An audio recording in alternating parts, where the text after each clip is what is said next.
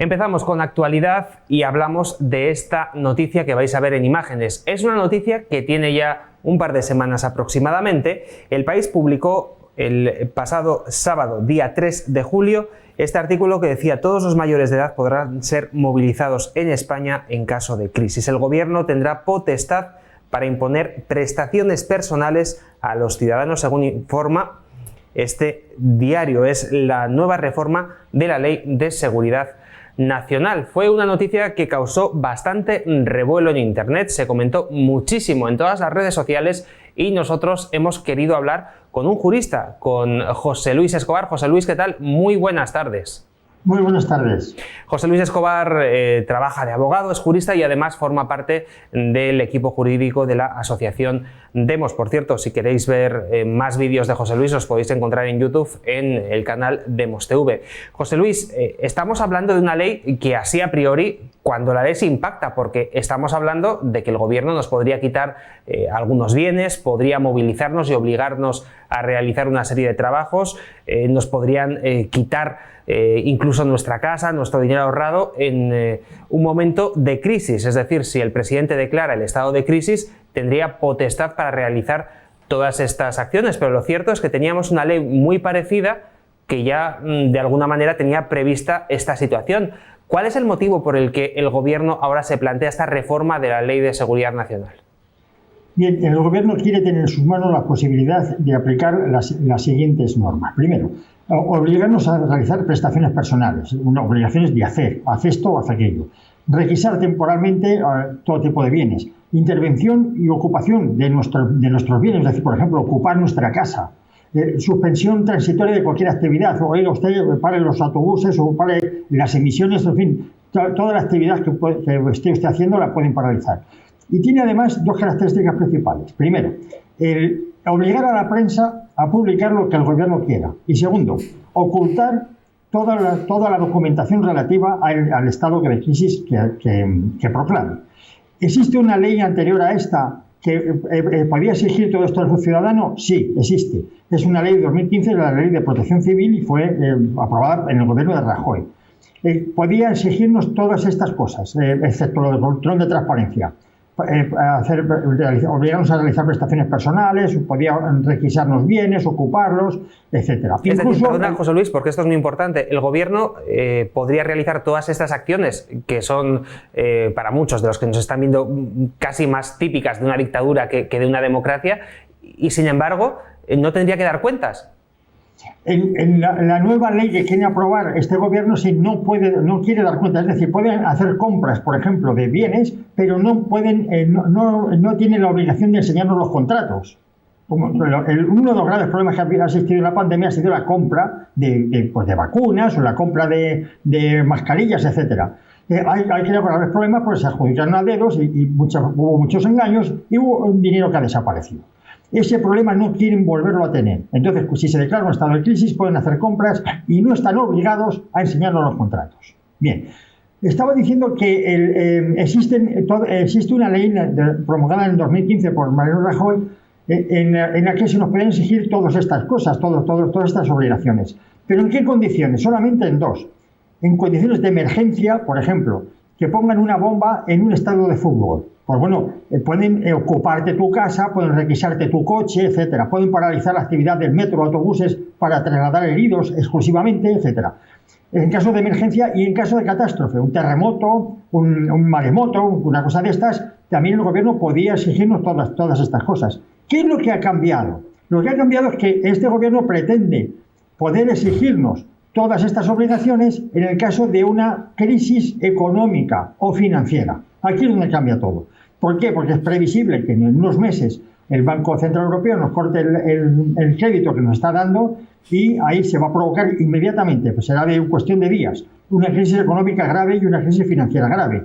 Bien, si esta ley está en vigor, podrán realizar todas estas cosas. Por ejemplo, requisarnos temporalmente las cuentas bancarias o prohibirnos sacar dinero de nuestras cuentas para que los bancos no colapsen. Lo que sería un corralito, ¿no?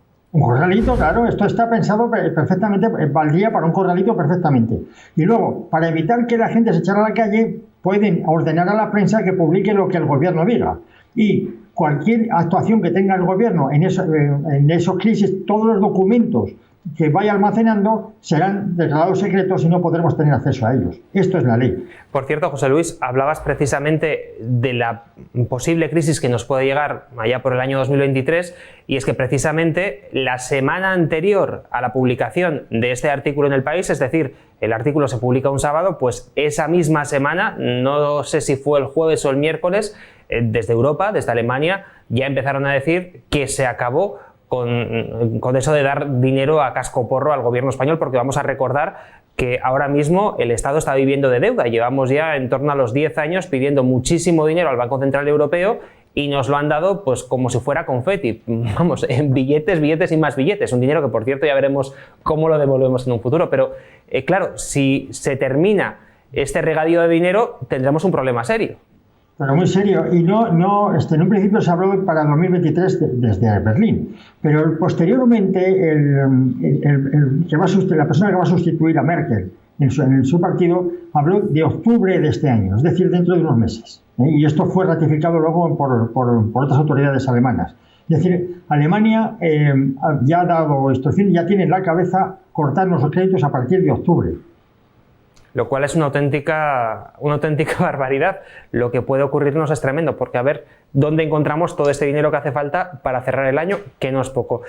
No es la única ley curiosa, por llamarla de alguna manera, que hemos tenido en los últimos días. El pasado miércoles el gobierno balear también publicó un decreto que, entre otras cosas, aparte de también requisar bienes y demás, podría incluso obligar a la población a vacunarse de manera forzosa. Sí, el día 13 de julio se publicó en el Boletín Oficial del Estado el decreto 5/2021 de 7 de mayo del Gobierno de las Islas Baleares.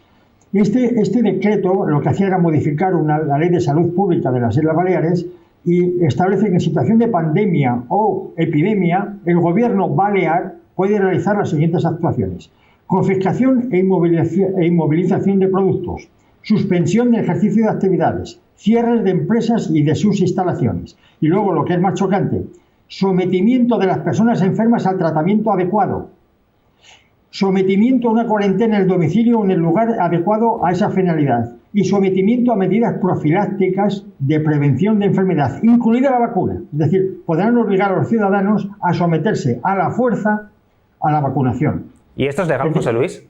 Porque yo creo que hay un código de Nuremberg, hay una serie de leyes internacionales incluso que prohíben este tipo de normas. De hecho, tuvimos una polémica en España hace, pues no recuerdo si fue un año aproximadamente, cuando el gobierno gallego intentó multar a todos aquellos que no quisieran vacunarse, y aquello quedó en agua de borrajas porque parecía que era ilegal, ¿no? Bueno, después de lo que ha ocurrido con la Alemania nazi, se estableció una serie de criterios, entre ellos el Código de Nuremberg, que fue acogido por la Ley Española de Sanidad. Nadie puede obligar, el Estado no puede obligar a nadie a someterse a un tratamiento sin que previamente medie el consentimiento de la persona. Y si eres menor de edad, tu tutor o incluso un juez tiene que autorizarlo. No puedes vacunar a la fuerza o someter a un tratamiento a la fuerza. Es una barbaridad desde todo el punto de vista del derecho desde el año 45. Pues así están las cosas, José Luis. Yo no sé a estas alturas de la película si nos tenemos que preocupar vistas estas leyes que se están aprobando en España, independientemente de que quien nos esté viendo quiera vacunarse o no. Si aquí no estamos discutiendo que la vacuna sea eficaz o que no sea eficaz, que haga falta o que no haga falta. Pero claro, una cosa es que el gobierno te diga que esta vacuna te va a curar y que tú, dentro de tu libertad, decidas vacunarte, y otra cosa muy distinta es que te obligue a ponerte una vacuna, porque claro, si abrimos esta puerta, vete a saber, José Luis, lo que nos pueden llegar a inyectar en un futuro. Les damos una potestad bastante peligrosa. Bueno, la verdad es que el cambio de mentalidad a raíz de lo de la pandemia ha sido tremendo en la mente española, en la mente del ciudadano normal, no te digo ya de los juristas o de los legisladores. Este decreto de las Islas Baleares es un decreto, es una ley de estado de excepción promulgado por una comunidad autónoma. Esto es un estado de excepción, fíjate que digo de excepción y no de alarma, porque el estado de alarma que promulgó con unos requisitos muy inferiores a estos en las Cortes o el Gobierno de España está siendo discutido en el Tribunal Constitucional de si es o no constitucional. Pues tú imagínate un estado de excepción promulgado por una comunidad autónoma. La pregunta es cómo se ha llegado a este estado de degeneración.